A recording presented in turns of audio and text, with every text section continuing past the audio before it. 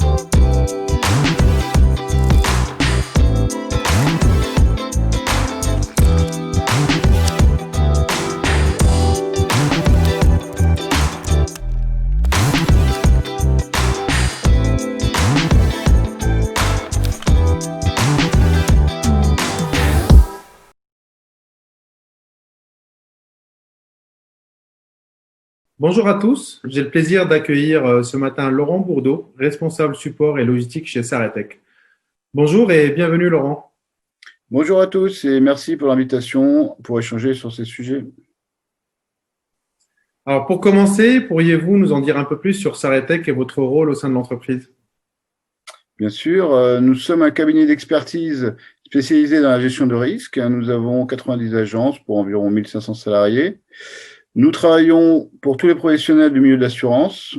Au sein du groupe, je pilote certains projets, je m'occupe d'une partie du support, je gère également la téléphonie et je fais aussi de l'administration système et réseau. Laurent, depuis le début de l'année, le confinement a accéléré la démocratisation du télétravail. Les études montrent que l'expérience collaborateur impacte positivement les entreprises. J'imagine que ce sujet est important chez Saratech et fait partie des fondamentaux. Est-ce que vous pouvez nous en dire un peu plus? Bien sûr, dès le mois de mars, nous avons fait preuve d'agilité. Nous avons dû nous adapter aux contraintes du télétravail. Un process a été mis en place et nous avons doublé certaines ressources informatiques, en particulier pour les connexions à distance. Ce sujet est aujourd'hui fondamental et nous engageons des réflexions pour les années à venir. Avant même le confinement, nos collaborateurs étaient devenus de plus en plus exigeants vis-à-vis des services support de l'entreprise. Un changement de posture était nécessaire pour nous en considérant nos collègues avant tout comme des clients. Alors justement, Laurent, vous avez parlé d'agilité et d'exigence de la part des collaborateurs, ce qui vous a certainement poussé à déployer des solutions en interne. Donc, qu'avez-vous mis en place pour répondre à ces demandes et surtout, comment améliorer la communication interne? Eh bien, cette montée en exigence et l'accroissement du nombre de salariés au sein du groupe et donc du nombre de leurs demandes nous ont fait adopter assez tôt un outil de ticketing au sein de la DSI. L'outil de l'époque était néanmoins assez rudimentaire et compliqué à configurer. Le passage sur Zendesk a apporté beaucoup en termes de simplicité, de productivité et donc de satisfaction. Cette satisfaction a d'ailleurs contribué à l'élargissement du périmètre en instaurant de nouvelles instances pour les ressources humaines et pour les services généraux. En parallèle de cela, nous avons commencé à utiliser le guide qui s'est avéré très efficace pour rédiger des notices explicatives, mais aussi fonder une base de connaissances internes. Nous utilisons également Explore pour construire des statistiques spécifiques. Et enfin, les nombreuses API mises à disposition nous permettent d'exporter les données de tous les tickets pour construire un tableau de bord interne. J'ai envie de dire, Laurent, expérience client, expérience collaborateur, même combat, à savoir améliorer la satisfaction. Donc, comment faites-vous pour justement améliorer cette satisfaction? Eh bien, par rapport à un simple traitement par email, nous ne perdons plus de demandes, tout est suivi, tracé, la collaboration interne est amplement facilitée, les statistiques assurent un pilotage optimal et au final, les temps de réponse diminuent fortement à l'inverse de la satisfaction qui, dans notre cas, s'est stabilisée vers 97%. Les notices permettent de résoudre plus rapidement les tickets, la recherche d'informations est facilitée grâce à la base de connaissances. Nous débutons d'ailleurs un test avec AnswerBot, avec lequel nous espérons voir automatiquement résolues certaines des demandes les plus simples. Laurent, merci beaucoup. Merci à tous. And back to you, Pralini. Thank you, Lauren and Shams. The employee experience continues to be super critical and is rising in every organisation. If COVID has taught us anything, it's taught us that we need to be able to adapt to our employee needs equally as quick as our customers, as they are key to delivering a great experience to our customers. I'm super proud of the way Zendesk adapted to the changes during COVID and continues to do so as we navigate the new lockdowns. We have great initiatives that we have implemented to support the health, well-being and productivity of all our employees. Our HR teams regularly undertake engagement surveys and get a pulse of the needs of employees and what initiatives need to be implemented on a quarter-to-quarter basis. They have been both proactive and reactive as needed. Our People Ops team have been second to none, along with great training for managers and employees that have helped everyone through this period. We're going to hear from Anton Starek at Capgemini, who will be sharing with us the importance of providing a multi-channel HR service to your teams and how personalization and frictionless experience is critical to employee productivity. Welcome, Anton. Thank you, Pralini. My name is Antoine Starek. I work at Capgemini. I'm the HR services practice leader for Europe. So I look after our European customers, and we provide HR services and HR help desk for them. What I would like to talk to you about today is the concept of the hierarchy of needs when it comes to HR services. So you're all familiar with Maslow and the Maslow pyramid of needs with air, water, shelter, food, and how that's critical. Well, the same concept for HR and what colleagues and employees are now looking for in the HR function. So I'll try to break it down into three blocks. I think the first one is around accessibility and availability. So the old days of walking into your HR business partner's office are over. With what's happening today, the pandemic, people working from home, people working remotely, a younger generation starting and being in the workforce now. People need multi-channel, people need extended hours, people need an HR service that's going to be available and accessible, whether it's on the weekend, whether it's at night. They want to be able to text, email, to chat, to call, and that's what's expected. That's critical. So that availability, accessibility is a key pillar at the bottom of that pyramid. I think on the next step of that pyramid is really around accuracy and personalization. So again, if I go back to what's happening today and generally as an employee, you have a lot of questions. You don't know what's happening. Return to work. Things are changing on a weekly basis in Europe. What is happening with furlough, with unemployment, with absence management? People want to get accurate, personalized, and relevant information from their HR portal, from their HR representative, wherever they are. Again, back to anytime, any place. So that curation, content, and management of that knowledge, and being able to give that knowledge and to make it visible and to be able to pull and push that knowledge to those colleagues, to those managers is really, really critical. And I think on the last steps, it's really about frictionless and committed service. So what do I mean by frictionless? By frictionless, I mean not having to jump from one HR tool or one HR system to the other, and not having to jump from one function to the other. So people don't want to have to go to different places. People don't want to have to talk to different people. So from both the technology and service perspective, they want that single pane of glass. They want that single source of truth. They want to be able to talk to somebody or go somewhere and get the relevant information.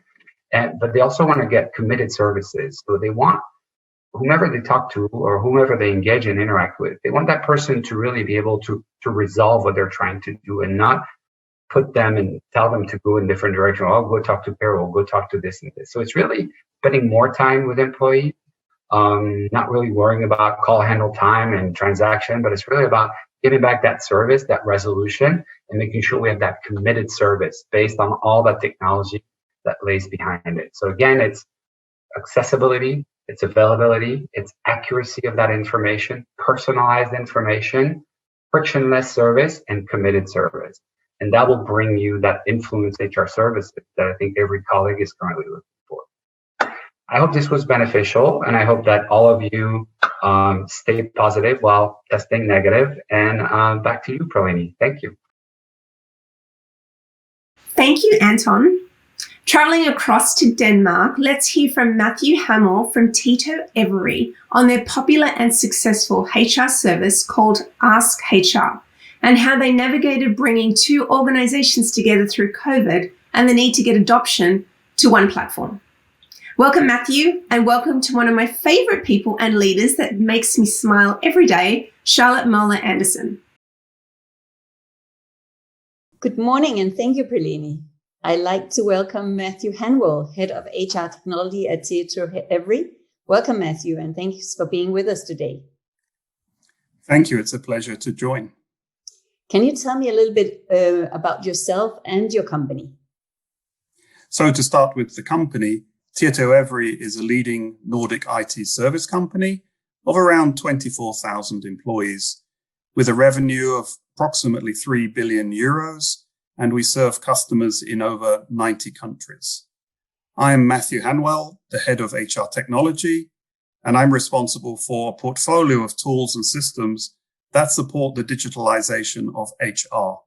I've been working with HR and technology for around 30 years now.